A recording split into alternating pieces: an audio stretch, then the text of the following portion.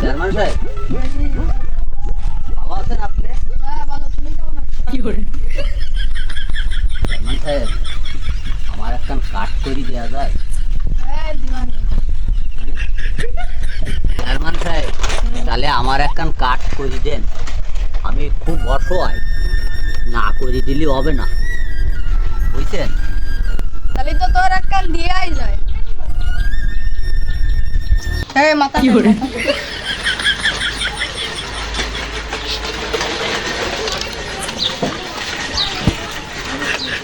মাথা টিপটি করেছিস